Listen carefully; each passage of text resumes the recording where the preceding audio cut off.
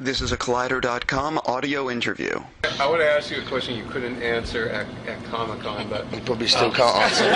Still can't answer. but is your Bane, like Bane in the comics? He's Latino. I mean, what do you have an accent in this movie? What are you doing for the voice and everything? I can't tell you anything about. Really? I really can't tell you anything about him. No.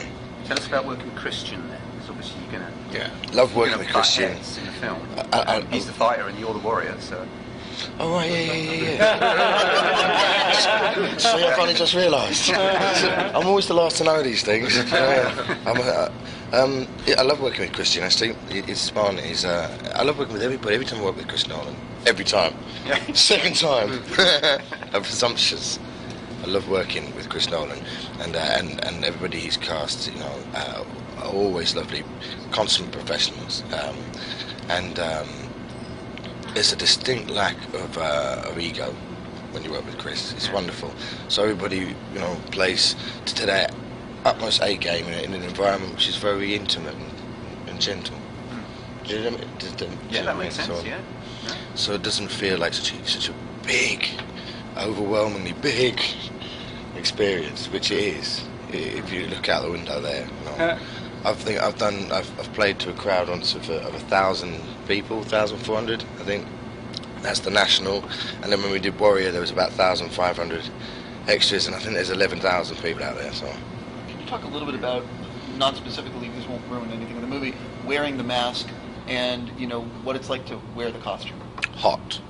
It's very hot. Yeah, we're all getting very hot there. But then you think about the lads who are out in Afghanistan or Baghdad, and the kit that they have to wear. And you sort of think, well, actually, it's not that bad, is it? But it is hot. You know what I mean? And it's hard to breathe. Well, could you talk a little bit about when you first put it on and the working with the costume department to get it right? You just put it on, and then it's on, and then it's hard to breathe. What's that? Forming your lines in the mask, is it difficult to articulate? Oh, I can't hear anyone, and and no one can see me speak. So there you go. The magic begins. Do you find yourself then having to kind of maybe use more stagecraft in terms of like being bigger with sort of like your arms or your eyes or things like that, or do you? I can't talk about magic. Do you feel like you have more respect for Darth Vader now? I grew up as when the original Star Wars, and Darth Vader was really cool, wasn't he? Really cool. Well, David Prowse had to wear that mask and couldn't really see. Who was it who wore the mask? It wasn't the same person as the person when they took it off. Yeah, it was David Prowse. Was that the guy when they took it off? No, that was a different guy. It was like some old man. Did you, Sad. When you got this part, were you familiar with the character of Bane from the comics? Did you have any familiarity, or did you go back and read up on it once you got the part? No, so I had no immediate knowledge of the world of Batman at all. I'm quite incubated. I just keep myself to myself and my dog, and who's not with me anymore, and my son and my missus. So when something comes in, it's always a new experience. So it started when I first got the part. One of the things that Bane's known for in the books is his brilliance, in addition to being really physical. Is there a moment where we're going to be able to see this is a smart guy that's equal to Batman in his intellect? All I can think of is you're calling me stupid. And I kind of want to flip the table up, throw you through the window. That kind of answers your question, doesn't it? There's many different incarnations of Bane, especially in the picture you saw, he is larger than life. But with all of Nolan's films, he likes to ground in reality with three-dimensional characters. So did you go about trying to ground this character of Bane in reality? If Nolan always grounds everything in reality, I'd have to follow suit. Yes. One last question that I tried asking at Comic-Con as well, which you couldn't answer.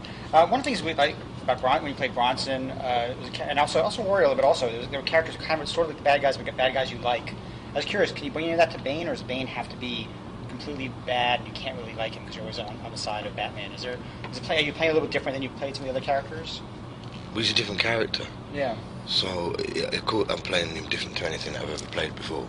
But then I think that would give away too much of the story of Bane as well. So I can't actually answer that. Did you have any apprehension of being the guy that would follow Heath Ledger's Joker?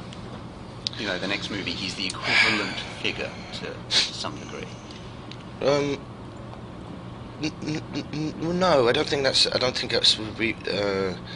That would be putting myself in a place of competition with somebody who's clearly brilliant, and it's not a question of whose talent is greater or whose work is great. It's just trying to be the best that we can be, rather than be better than somebody else. Right?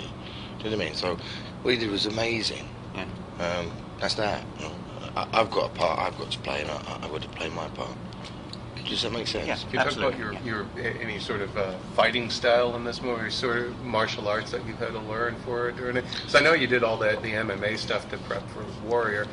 Have you learned like new martial arts or anything for Bane, or? I just watched Peanut over there.